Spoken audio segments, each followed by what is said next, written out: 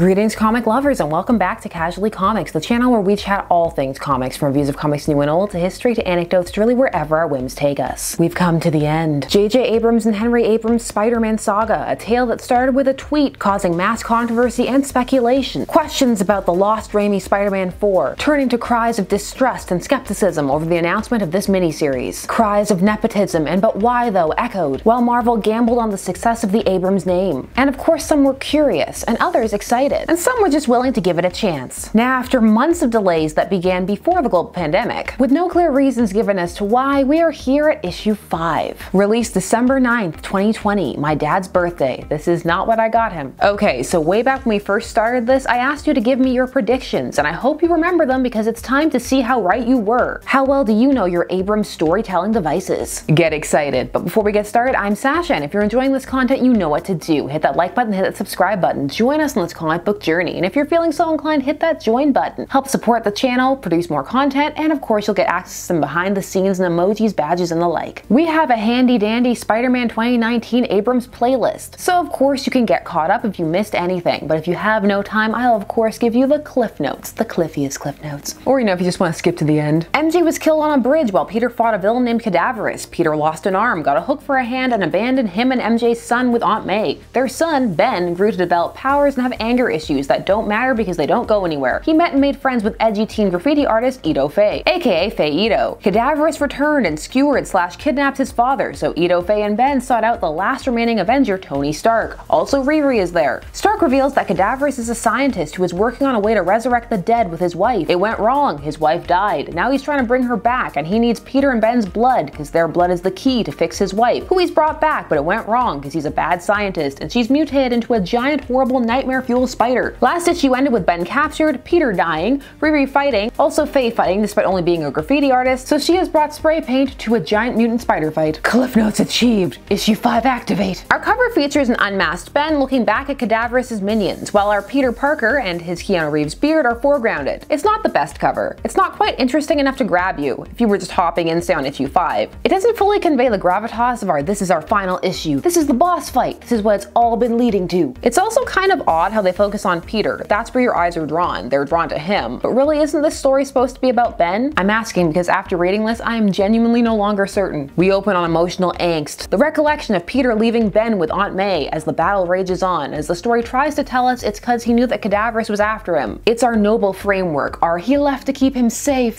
from Cadaverous. Guess that didn't work out, did it? Ben awakens inside Cadaverous' lair, attached to semi-organic looking tubes as his minions watch. Sarah Pichelli's art is really strong and evokes so much more than the story itself. It really elevates all of the proceedings. Cadaverous is monologuing, but Ben interrupts him. Are you talking about Minka? All this was for her? Oh yay, Ben's caught up with the rest of us from last issue. Huzzah! Now we're all on the same page. With Ben's blood, Cadaverous has made some blue stuff, as Ben calls it. And he wants to know if it could cure someone else aside from Minka. Of course it can. It can cure anybody it needs to. I will crush your skull.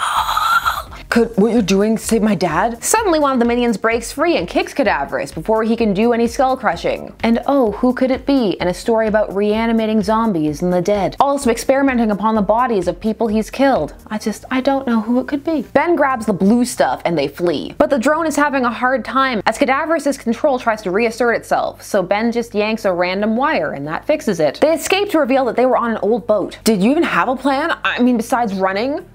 Just life. Gratitude, what? Everybody now speaks like we're on a teen TV show on the CW. Suddenly, I like the running plan. Then Tony saves them. Hooray! I'll eat your face. I can't make that sound credible. I tried. I know. You don't make anybody sound credible. Faye is still involved in this fight, and she's helping Riri with some lent to her tech. Did those webs come out of her? Cause that's gross. Now I know Faye is too cool for school, but perhaps just a little bit of fear. This is a traumatizing nightmare creature. Dad, Faye, look, I brought some extra help, and I'm somehow not dead. What happened to Ben in between issues? Don't think I don't notice that you replaced him with a sassy, relatable Ben. Where's my angsty Ben? Where's my crying in his room after ripping a door off Ben? Faye and Ben have a hug. They make cute with his dad. He tells his dad he has the blue stuff, but everybody forgot, oh yeah, we were fighting a giant mutant spider. I don't like this story. Fruit. So low.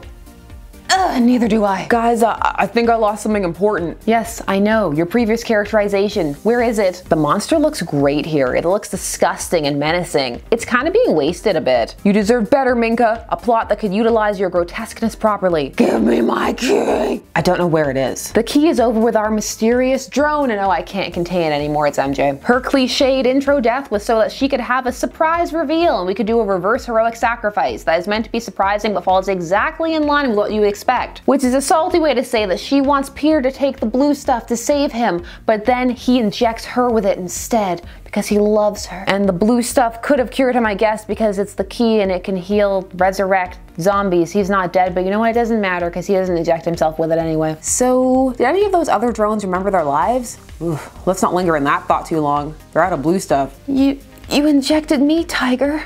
No. Look, gasp. No. Look at the society level realness. Bask in it. So Minka skewers Cadaverous, sticks him through like he skewers his hot dogs. No, I am never going to let that go. MJ has super strength now because of the serum and the spider blood or reasons, and so she crushes Minka with a beam. But it's a bitter Cadaverous who finally finishes it off, sicking his horde of zombies upon her, cause he gave up everything for her. How dare she? How dare she suffer from the side effects that were what got her killed in the first place? Because she was killed by zombies who were suffering rage side effects from the science that he did not do correctly. So how do I look? Like the pictures. Peter is dying, and despite Tony being right there, his injuries are just too severe for him to do anything about. Also, it wouldn't be anywhere near as melodramatic if he lived. Him and MJ share one last kiss, and she forgives him for abandoning their son. No, I'm kidding, that doesn't happen. They don't talk about that. He does apologize to Ben though, tells him he was wrong and scared, and he didn't have to be, that he's proud of him, and so is MJ. But that's not enough. Their Spidey senses activate, and we see that MJ has one too, and so Peter shoves them off the bridge just as it explodes.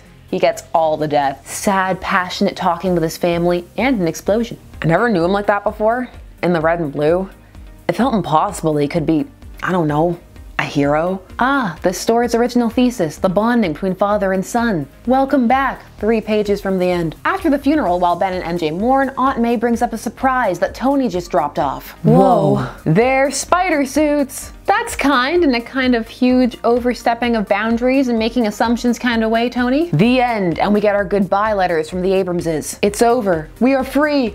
Go forth. Born free as the wind blows. Okay, in all seriousness, let's chat. As mentioned throughout, this story is very cliche and trope driven. It hasn't met one it didn't like, and this continues here. This can make the story either feel too well trodden to the point of unoriginality or derivativeness, while others may find it forgettable, while others may find it enjoyable and comfortable. Also, you don't know how familiar each reader is with these tropes. For some, it may be their first time. Regardless of this, the ending feels rushed, and it makes a lot of what happened before feel pointless. I do wonder if they felt this was going to be the launching off point for an Abrams universe or series, because this ending feels very open-ended and makes the entire thing feel like a prequel. Because if not, a lot of things sure didn't go anywhere. Faye sure was a person, the Avengers sure were zombified and taken out in one issue, Riri Williams sure was there, Tony was there, but mostly because they needed some Deus Ex Stark tech, the big bad who turned out to be Minka was easily dispatched, and I guess there were no casualties, nobody really saw anything, just like Ben's first rescue, where this huge event only led to one person for him to save. We also don't even really get any of the people's perspective about Spider-Man potentially being back. He was so unmasked and just out there with his mask off, but it's fine, no one saw. Tony bought all the tapes, he bribed the news station. That wasn't the focus, so I guess they don't want us to think about it. But I will think about what I want to think about. Cadaverous wasn't developed enough to either be truly menacing or sympathetic when they assigned him a tragic backstory. Despite ostensibly being about Ben, after the first couple of issues, he kind of faded into the background, and it became much more ensemble. So all that good pathos he had between him and Peter ended up being watered down. Also, his personality feels like it shifts from one template to another, and he ends up feeling pretty generic. He's no Mayday Parker, that's for sure. The entire Peter, MJ, Ben emotional resolution felt rushed and lacked the punch of earlier issues. And getting those costumes on the day of Peter's funeral? Ouch! Have some tact, Tony! I'm glad MJ is alive, but now Peter's dead. Why can't we have nice things? Was her death worth this reveal? That's up to you. On the whole, the story can fall into the realm of it's okay. It's not horrible, which I know some will argue, and it's not great, which I also know some will argue. For many, it was largely forgettable, and Ben just doesn't have the intrigue to seem like he has staying power. If you want universes where Peter has kids, that's already been done. and been fleshed out. They are out there for you. However, despite that, that's not to say that this universe will not be expanded upon, because being mediocre has never stopped that from happening. And if expanded, it could get better or be more fleshed out. Never say never. This feels a bit like a book made by committee, but that may just be because of Abrams' love of tropes. It definitely doesn't live up to either the hype or the furor surrounding it. It certainly didn't serve Henry in good stead for future projects though, in terms of reputation and accusations of nepotism and the like. It would have had to be really amazing to stand up to those claims. I have to say his end letter at least sounds more excited than his dad's, but I mean editors go through those. They craft the heck out of those to make them sound relatable. And both of them have some amazingly awkward lines within them that are worth the read. Like what my father, turned co-writer, turned father again said, "So did he stop being your father while he wrote it? Or are you never writing together again?" I know I'm being pedantic. Let me have my fun. That's what we're here for. Fun. On a big positive, the art was really strong in this, especially when it came to the monstrous elements, and it made the world have its own unique feel and look. Still, on the whole, this very much fell into the "this was a thing that I read" category. But I know some are extra annoyed because of how it came about, and the fact that it seems to exist as a result of backroom dealings and promises we'll never know about. Synergy, horizontal marketing, buzzwords. We may get a sequel to this, and if that happens, I'll be there. I'm committed now. Where's my Faye merch? So it's over for now. I want to hear from you. What did you think of this? Did you read it? Were your predictions proven true? Did you love it? Hate it? Meh? Let me know down below. While you're down there, please do all the YouTube things. Like, share, comment, subscribe, and hit the bell notification so that you never miss a vid. Thanks so much for taking some time out of your day to spend it discussing comics with me. I always appreciate it, and I will see you again soon. Bye-bye.